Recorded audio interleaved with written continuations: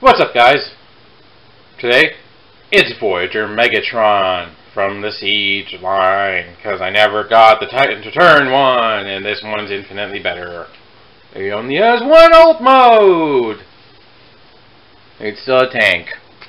Here's the instructions. Baffles me why they went with pamphlets for, say, the leader class and the deluxe class. But the goddamn Voyager class has a friggin' fold-out book. Oh well.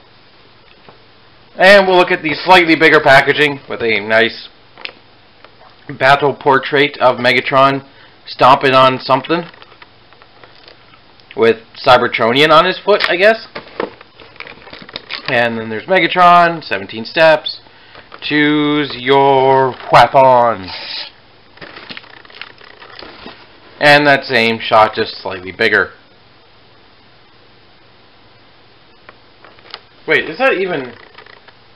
I don't think... No, that is Hound. I can tell by the grill. Never mind. So, yeah. Voyager Megatron. Look at my collection. I don't have any other Voyager size Megatrons. I have a Voyager Galvatron from Age of Extinction. Remember when we thought that was a good movie? Said no one ever. I have Deluxe, the other War for Cybertron Megatron, the Deluxe version. I don't really feel like plucking him out because he's stuck under Menasor. But yeah, I don't have very many Megatrons. So it's nice to get another one. That's actually quite good. So, take away the sword. Move away the fusion cannon. We have a decently sized, nicely detailed G1 style Megatron with tank treads. He's rocking his signature color collection of the gray, the black, and the occasional red. He's got a little bit of kibble, like these little hooks here and the French dooring tank tracks, which are left over from like the Combiner Wars version. Just because where else are you going to put Megatron's tank tracks but on his back, apparently? You do have a lot more weathering detail, because Megatron has been in a lot more battles than the Deluxe guys. He's been fighting his whole existence. I don't know if you want to call it a life, but something like that. Head sculpt, very good for a G1 style Megatron. I don't get the little brows he has right there, but oh well.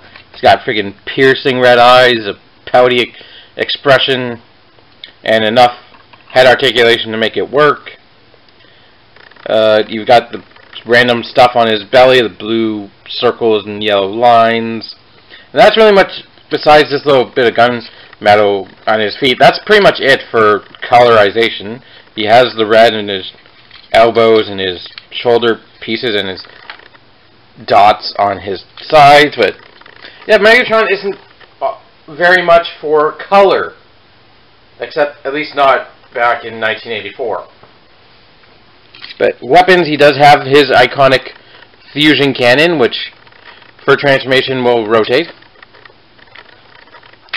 This is a really good placement for the fusion cannon. It doesn't get in the way of any of the articulation, except kind of going backwards a little, where you have to just get it out of the way. Like, it's a load better than Titan's returning Galvatron's place for his cannon. And also you have a sword, which Megatron didn't use a sword. He used a flail and like he might have had an energy sword, I think. Or am I thinking of movie Optimus Prime? Because I know G1 Optimus Prime had an Energon axe. I don't remember if Megatron had a sword, but this is a big frickin' sword that is only in the blade. The rest of it is actually just, obviously, a gun. And just to transform it, you do that. And you can use it. Barely. But you can use it as a gun. Although it looks kind of ridiculous. The gun mode is more designed for tank. The mode, yeah. Yeah, so let's put it off to the side. Does it have any hard points on it? So that's the question. No, it just has the pegs. Speaking of hard points, he's got one right there, and one on each shin. But I don't feel like grabbing effect part, so we're just going to skip straight into transformation. To transform, you rotate the hands up, rotate the fusion cannon. You don't even have to take off the fusion cannon to transform him, but fold up his... Oh, articulation. Head is on a ball joint, and this panel... My biggest complaint about Megatron is this panel doesn't lock in anywhere. I wish it kind of tabbed in, like, right there. But you can get a good range of motion, only that far. I really can't go much farther. Shoulders go in and out, fully, forwards and backwards, completely. You can do a little bit of butterfly out, but not really useful. You got a bicep and an elbow at the same point, and you have a wrist hinge that's more for transformation. But it's there if you want to. I like using it like that. Oh, he also has ports everywhere. There, and he's using, well, and that one. But now we will transform him. So slide this panel all the way up. Hinge these pits. You're going to want to take this piece and fold it so it tabs into little triangle tabs right there. And then you want to rotate these bits upwards, make sure the cannon's straight, and then fold. This will form the turret of the tank. And then you want to basically wedge this piece into, like, right there. Like that. So you've got the upper body all done. Rotate the hips. Spread the legs. Fold out these panels. And then there's secondary... Oh, I completely forgot about leg articulation. I'm an idiot. You do have the waist swivel, as I showed off. Forward, and you can go all the way backwards, just they're in the way. You have a swivel. You have a swivel right there. A hinge right here for transformation. And you have a ankle articulation, which on one side is tight, on the other side not at all. Like this side soft locks into place, but you also have a bit of forward and backwards. And you have a bit of ankle on a hinge. Can you tell I'm a bit rushing through this a bit? So then you just want to basically, the instructions are kind of confusing, but you want to rotate this up as you can get the arms out of the way, and then fold that so it's in on itself, and then fold that back up, and that tabs into the waist. And that's the position you want the foot in. So do the same thing on the other side. Hinge, rotate up, close, peg in,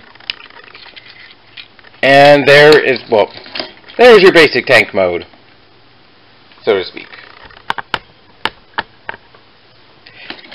To actually finalize it, you want those pieces that are on the back of the shoulders, you want to, they come out,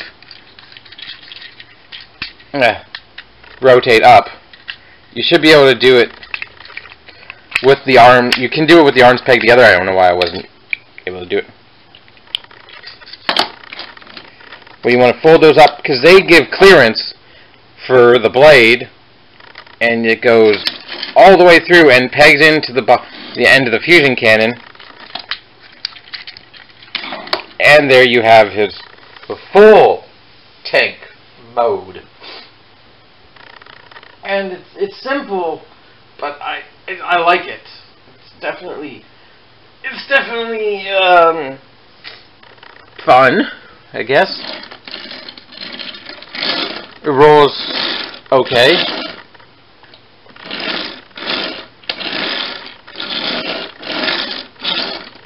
And surprisingly, it actually does have a fully rotatable tank turret. It can't go up and down, but that's pretty much it. And these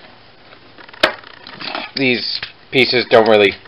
I wish they tabbed into the body so they stayed secure, but oh well. And you can use hard points there and there. And you could probably plug in an effect part into the barrel. Although, I'm not 100% sure about that. It is a better tank mode than the Combiner Wars version, definitely. Because that one's arms kind of sucked. Excuse me. I think that's it. Overall, this is definitely a good Megatron.